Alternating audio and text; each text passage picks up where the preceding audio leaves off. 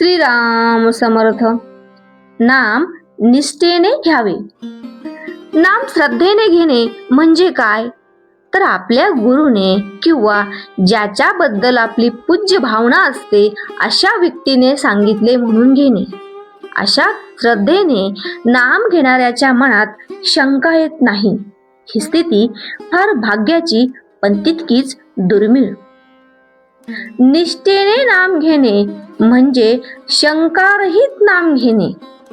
शंका अनेक तऱ्हेच्या असतात. नाम घेताना भगवंताकडे लक्ष नसले तर त्या नामाचा उपयोग आहे की नाही? नाम घेताना बैठक कोणती असावी? दृष्टी कशी असावी? सुचिरभूतपणे नाम घ्यावे किंवा कसे? अशा तऱ्हेच्या अनेक शंका मनात येतात. थोडक्यात असे म्हणता येईल की आपण जे नाम घेतो ते भगवंतापर्यंत पोहोचते की नाही या एका शंकेत सर्व शंकांचा समावेश होतो. भगवंत आणि त्याचे नाम एक रूपच असल्याने त्या दोहोंच्या आड काहीच येऊ शकत नाही. एखाद्या व्यक्तीच्या पाठीमागून आपण चाललो असताना आपल्या तोंडून त्याचे नाव उच्चारले गेले तर तो लगेच मागे वळून बघतो. ही जर मनुष्याची स्थिती, तर भगवंताच्या बाबतीत त्याचे नाव त्याच्यापर्यंत पोहोचत नाही हे कसे शक्य आहे?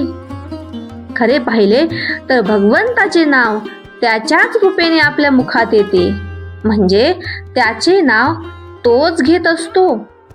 मग नाम भगवंतापर्यंत पोहोचते की नाही या शंकेला वावच कोठे राहिला?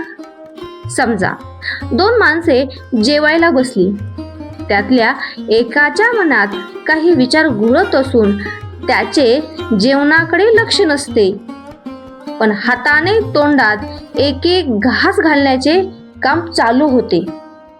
दुसरा इसम मात्र लक्षपूर्वक जेवण जेवित होता. दोघेही जेवून उठले. यात उपाशी कोण राहिला? दोघांचीही पोटे भरलीच. तसे नाम घेतल्यानंतर त्याचा उपयोग झाला नाही असे कसे होईल? समजा आपण परगावच्या एका अनोळखी इसमाला पत्र लिहून त्याला बोलविले. तो आला आणि त्याने सांगितले की तुम्ही ज्याला पत्र पाठविले तो मीच.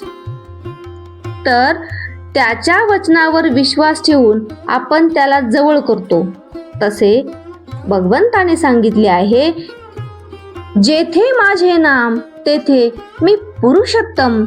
तर मग या वचनावर विश्वास ठेवून नाम घ्यावे आणि त्यातच त्याला पाहावे. असे का करता येऊ नये? हीच श्रद्धा आपण ज्याचे पोटी जन्माला आलो त्याचेच नाव आपण आपल्या नावापुढे लावतो तसे भगवंताच्या बाबतीत करावे. त्याच्याच नावाने जगावे, म्हणजे माझा सर्व करता रक्षिता तो एकच असून त्याच्याशिवाय माझ्या या जगात दुसरे कोणीही नाही या भावनेने राहावे. असा जो भगवंताचा होतो त्याचे महत्व भगवंत स्वतःपेक्षाही जास्त वाढवतो.